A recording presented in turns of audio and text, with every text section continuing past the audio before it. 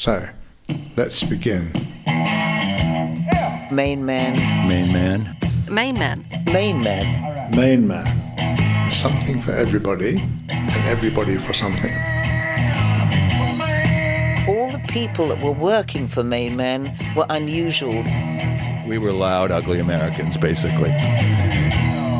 Hello, welcome to episode 4 in our series that takes a behind-the-scenes look at the hedonism and excess that was synonymous with rock and roll in the 60s and 70s through the archives of MainMan. He didn't want David to worry about anything like rent. He had to live in a nice place.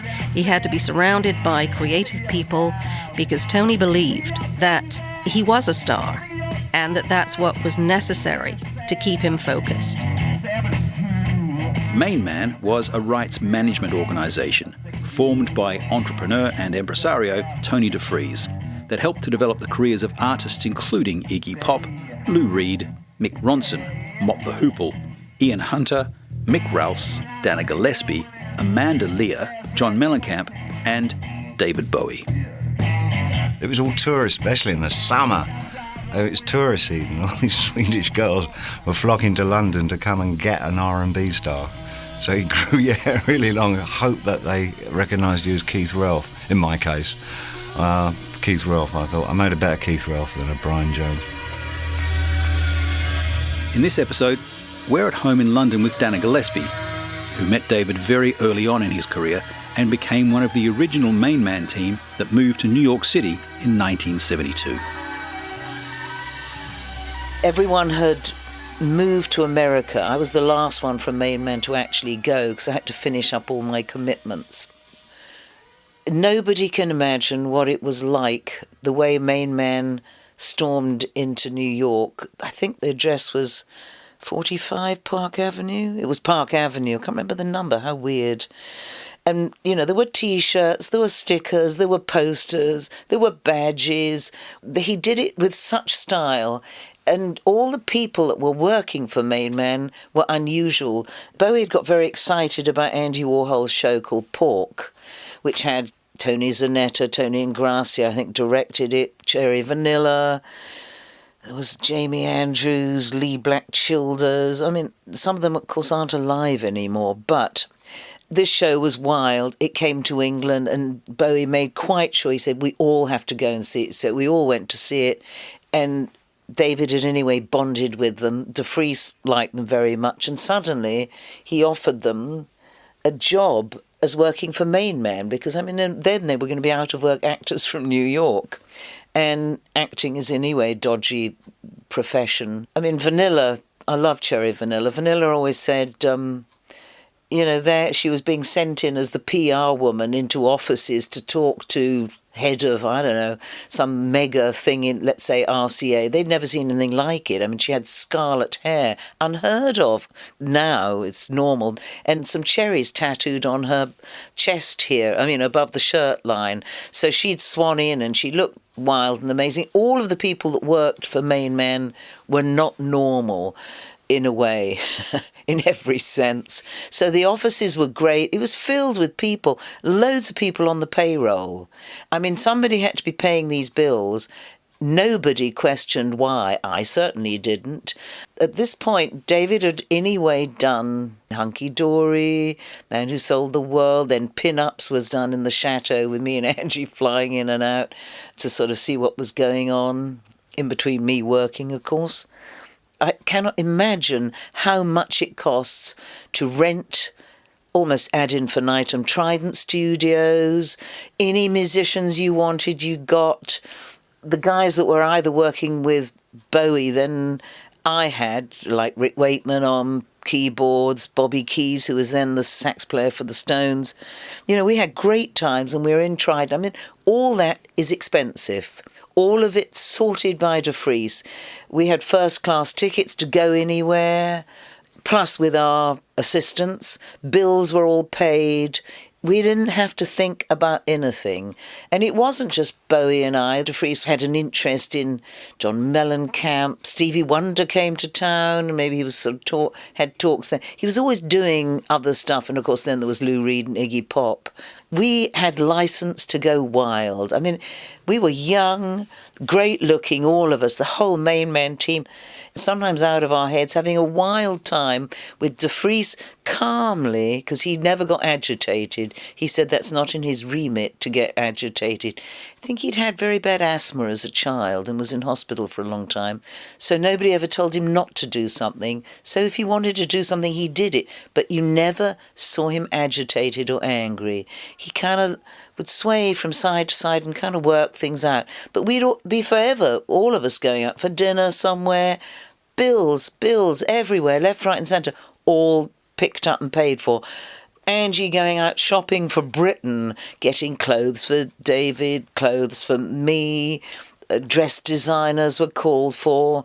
Angie got me into the most outrageous clothes ever. There's this one lioness session that Terry O'Neill took where I'm bursting out of a gold leather corsety thing with gold flouncy things, and was on the cover of sort of some ghastly magazines called Titbits, and there was another one called Parade. You don't really want to know about them.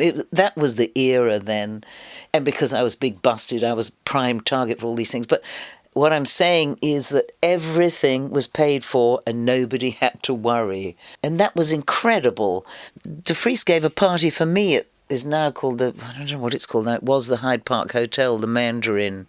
And I mean, he gave these fantastic parties, not just a little party, it was an event. You know, your average manager wasn't doing that. I mean, when I look back at other managers like Andrew Oldham, who had the Stones, or Alan Klein, who I was always very fond of, who took on the Beatles actually, but none of them had created a mystique with the company itself. They themselves might have been wild and wacky, and I knew them both very well. And there were others like Peter Grant, but he also went over the top as well. But they were just managers managing maybe the one act or one of really old friend Steve O'Rourke. He had Pink Floyd. They had this act, but MainMan actually had an image, which was more than any other management company had. You know, the joy of having, when you go to a gig, somebody's carrying your guitar, things were taken care of, transport was sorted. You know what a nightmare it is when you don't have somebody looking after these things and you're a sort of an artist that's still trying to make it. He took the shit out of the bad things that artists don't want to think about. He kind of ironed out all the wrinkles so we could have smooth sailing. So people are interested in the MainMan story because Bowie never could have made it as big, I don't think. He would have made it in some level, because in a way he had made it just by doing The Laughing Gnome, for goodness sake, or writing Space Oddity.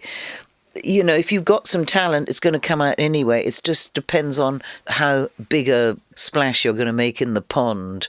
And it was this thing of De Vries saying, we've all got to move to America. Your average British manager was not thinking like that. They might be thinking, oh, it'd be great if we could have a hit in America. But to walk in and pick up the telephone, and De Vries had meetings with mega names in the business, having come from people probably thinking, who the hell is this guy from England?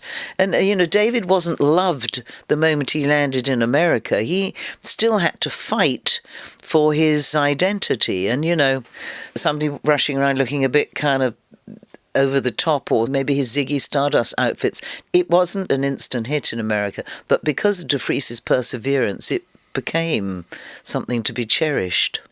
Although there was a small MainMan office here, which sometimes I'd go into, it was in Gunter Grove, just off the Fulham Road, very trendy, fabulous place with beams, a sort of studio apartment, really cool place. Park Avenue was amazing. The offices are great. There's always things happening. I stayed for really quite a while with David and Ange, and by this time the baby, still Zoe, was there with Marion the nanny, in the Sherry Netherlands Hotel in New York. Cost a fortune. It's like staying in Claridge's here. David wanted a grand piano. A grand piano was duly bought in. Anything he wanted, he had. And there'd be nights when he'd be out on the town, or the town would be out of it back at the hotel, or Mick Jagger, who was staying in the plaza, would come over and we'd have pretty wild up-all-night nights, as one did in those days. And then somehow Angie wanted her own place. David, I don't know what he wanted, where he was just out doing his thing. Basically, the two of us just wanted to be in studios writing, but they've got me an apartment on 58th Street between 2nd and 3rd. And I was there always with my then boyfriend, an antique dealer called Leslie Spitz. So we were in this place with my bass player who was from England, and apparently the day before I moved in, Iggy Pop and a guy called, well, he was then called Wayne County, but he turned into Jane County, had been staying there, and the place had been a tip, so it had to be cleaned up. But it was great. There I was, right down the road from Bloomingdale's, which is like being round the corner from Harrods. I wanted something from Bloomingdale's. I'd go down there with a card, buy it. Everything was paid for. I mean, we literally had 3 to 4 years, Bowie and I, of just expense beyond belief, and not just hanging out money and things, plus our personal assistants. By this time I was already signed to RCA as well, and had already done my second album for them, for MainMan, which was called Ain't Gonna Play No Second Fiddle. I chose to record it in England because I've always liked island studios, and all the people I listened to, like Little Feat or Bob Marley, they were all kind of recording there, so I wanted to work with the guys that I knew there. So I had a really great English band. But David was very much more taken than me with America, although I lived there in this flat for 2 years. But I was commuting as well, because I still had either some film commitments. I did some strange films, these kind of, anyway, strange films, as David did eventually, because I did a film called Bad Timing, directed by Nick Rogue, and of course he did Man Who Fell to Earth. So we still had parallel existences, but the moment I got my own flat in New York, I saw much less of him. But occasionally, if I had some gigs with... De Vries had said, you know, it is a bit of an over-the-top expense to keep English musicians in America. There are great musicians here, so RCA let me use their studios to audition people.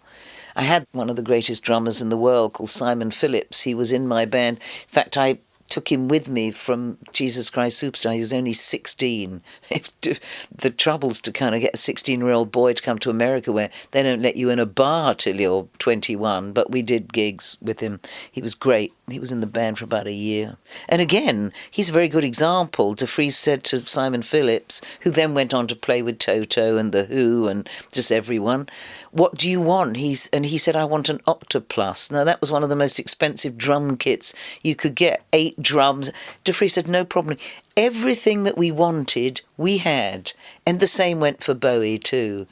There's no way, no matter how many gold albums Bowie had, that he could have covered the costs of what De Vries had gone through to have such an image on Park Avenue with all these people going out and all fighting for the same cause, which was to make Bowie huge. And I particularly saw it much later in the Diamond Dogs show because, I mean, of course, it was quite difficult on Bowie then. I seem to remember it was an 80-city tour, and I think he did 80 gigs, and he didn't sleep a lot of the nights. No need to go into why on that. And he wouldn't fly either because he was going through his fear of flying phase, so he would have to go in the big wheels. The band could fly the next day, but he'd be travelling overnight. I did a couple of those trips with him just sort of sitting up. He didn't really sleep then, and he had got very thin. But all of this was going on, and still De Vries was running the ship and taking care of things. De Vries, Bowie, Angie, me, and then Ronno until David went to America. We were like a really close-knit family. I loved every member of this family. Bowie and De Vries were so close. Anything he wanted, he had. Dana Gillespie talking about the early MainMan years when David was enjoying incredible artistic freedom and commercial success. In the next episode, we'll meet the man who was the driving force behind the MainMan organisation, Tony De Vries, who'll explain his strategy that transformed not just the careers of the artists he represented, but also the business of rock and roll.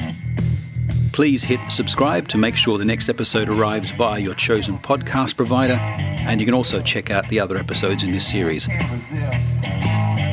And the MainMan website has an ever-growing archive of amazing memorabilia, including never-before-seen photographs taken during several of the adventures that Dana described in this episode. I'm Des Shaw, and this is a Zinc Media MM Tech production.